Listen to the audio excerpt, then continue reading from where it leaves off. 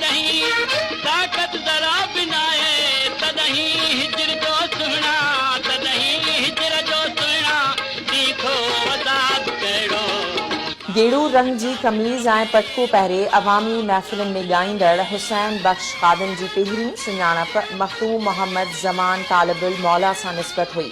कर अचण सम्झी ऐसानी वठ मुख मिठा महिमानी अचु वङण मथे दिल जानी तुंहिंजे मोहबत दिलड़ी मारी अलायर कान कये पोइवारी तो त दिलड़ी यार गुसारी पोयर कान कये पोइवारी। सेवण वेझो ॻोठ आराज़ी में जनम वठंदड़ हुसैन बख्श भंगर 5 दर्जा पास करण बाद मखदूम तालिबुल मौला वटि रिहाइश इख्तियार कई। संदसि सोहबत में ॻाइण ऐं शाइरीअ तरफ़ लाड़ो जिते हुन शाइरीअ में पहिरीं मखमूर ऐं बाद में ख़ादिम जो तख़ल्लुस इस्तेमालु कयो।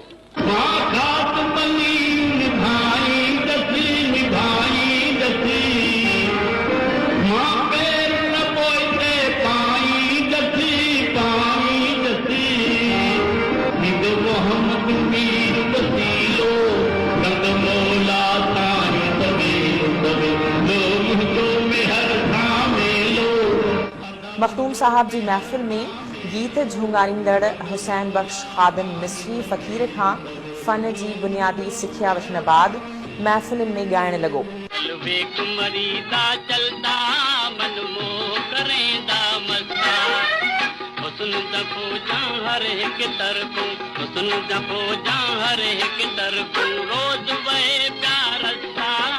रेडियो पाकिस्तान ऐं PTV तां कलाम रिकॉर्ड कराइण बाद खेसि मक़बूलियत मिली।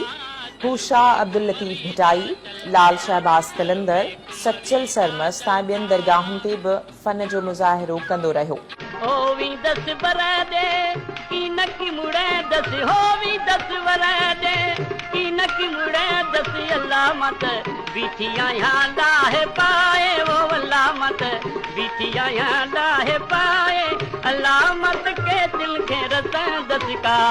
हुसैन बख्श घणो करे मखदूम तालिबुल मौला जी शाइरी ॻाई।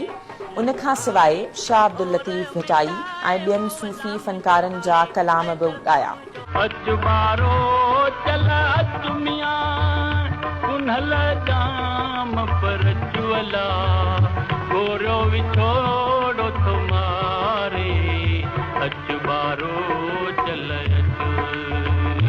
हुसैन बख्श ख़ादिम पंहिंजी शाइरीअ खे पाण ॻायो।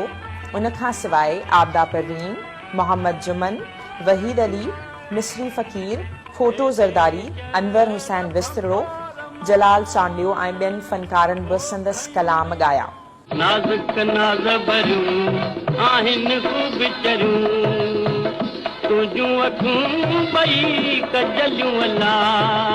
यकतारी चपड़ीअ सां गॾु हारमोनियम ज़रिए बि सुर विखेरींदड़ हुसैन बख्श ख़ादिम इटली, फ्रांस, ब्रिटानिया ऐं ॿियनि मुल्कनि में बि फ़न जो मुज़ाहिरो कयो। हू ॻाइण दौरान कॾहिं पंहिंजे रम्ज़ में अची उथी बीही ॻाइण बि शुरू करे ॾींदो हो।